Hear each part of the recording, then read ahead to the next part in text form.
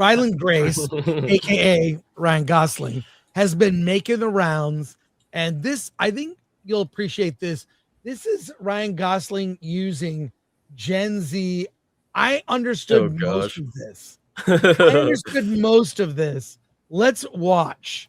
Broski, I've got tea. Spill the tea.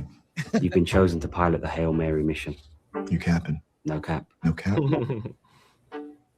This hit's different. This is your save the planet era, bro. I just don't know if I can slay this mission. If you don't, Earth is cooked. I'm just low-key panicking inside. I'm high-key panicking for you. If I do this and I don't slay, it's a historic L. But if you do, massive W. You think I got the word to pull this off? Bro, you're him. Math ain't mathin'. You caught me lacking. Why me? Well, the selectors are pretty based, and they said you passed the vibe check. It's giving. You got this, King. Remember, don't be mid. Bet. I'm gonna eat and leave no crumbs. Full main character energy. Full main character energy. Oh. Let him cook. Let him cook. Let him cook. Let him cook. Let him cook. Let him cook. Okay, I'll just say I understood everything in context, except what's the no cap thing? No cap, bro. On God, for real. What? How does that? Yeah, how does that?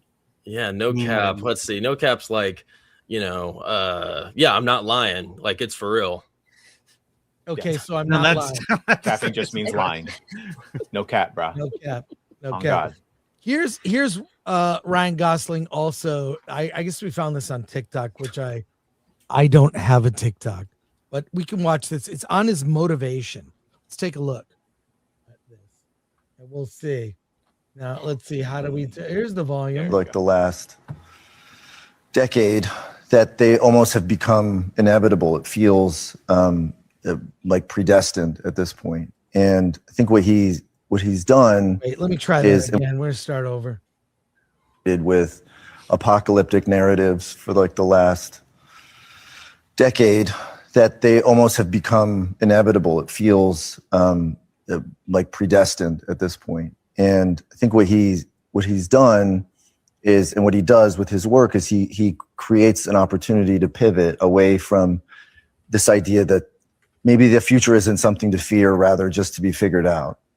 I really wanted that for my kids. I just feel like everything is trying to scare them. And I wanted something like your film, like we had your movie, right? We had E.T. We all had this core memory film that we could see in a movie theater. We could see with other people. We could see that we laugh at the same things. We cry at the same things. And I really what a gift to be given the opportunity to make this film and to make one of those. Ava and I look for those films for our family, and there aren't many. And I feel like it's a gift from our family to yours. It is an experience that we wanted to have, that we've been having for 6 years, and now feel very lucky to be able to share it. Yeah, dating Eva. He's married to her. Talk about winning in life. I'll just say he said something we have talked about, that everything is dystopian. Everything is apocalyptic. People are being told, don't even bother to have kids. You're going to waste resources because the polar caps are melting.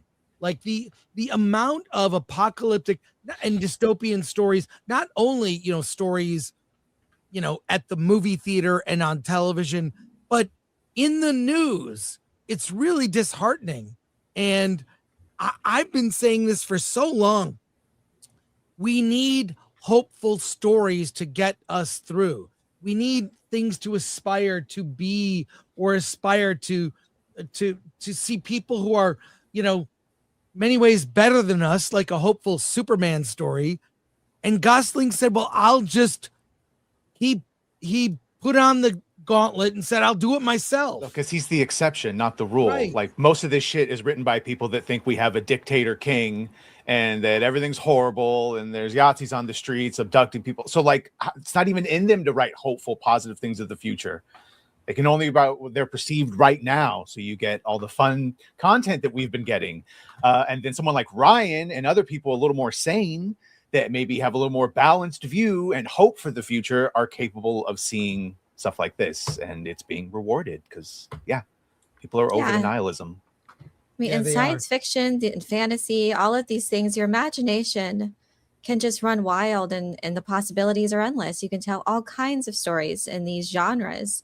And dystopian and these deeper, darker, more philosophical sci-fi fare has their place too, but it's not everywhere. It should, we should also have these uplifting, escapist, hopeful, optimistic stories. It makes us feel good when we're coming out of the theater. It makes us feel good afterwards. Love post-apocalyptic. That has a place too. Love dystopian, but also I need some you positive need a mix, things. right? I can't really think of some Star Trek. I can't really think of any recent time big box office films that are feel good movies for adults. I mean, you could watch Hoppers, right? And it's a cutesy animated film and it's supposed to make kids happy and excited, but there's just nothing as of late for adults that bring out the light in the light of the situation, light of life. I think that's why, when you were talking about that, I was thinking of Field of Dreams. That's one of those classics that just always lightens my spirits. And man, would I love a new Field of Dreams, not a sequel or a remake, but an original title with that sort of hope and wonder. Yes, Field of Dreams, such a great, first of all, it's a great baseball movie. And I love that everything even surrounding Project Hail Mary has been positive. The memes, the interviews. I've watched a ton of interviews. Even this stuff, look, doing funny. old posters of Ryan Gosling movies, but redoing them as Project Hail Mary. Here's a parody of Barbie. Here's a parody of, what's this? The Notebook. Is that the Notebook? Yeah. What do you want? Yeah. What do you want? There's something around. I think Gosling has that attitude. It's shocking he hasn't done a Marvel movie, even though he's well, he's talked about why, and he might be doing Ghost Rider at some point. Yeah, Ghost Rider is the character he kind of wants to do. But the fact that we're all now excited, or I was always excited, but people like Alan of okay, now I'm kind of excited or willing to watch Starfighter just because of him. And also the way he's talked about that is very similar to the way he's talked about Project Hail Mary, his enthusiasm for it and Sean Levy's enthusiasm and want for it seems very pure.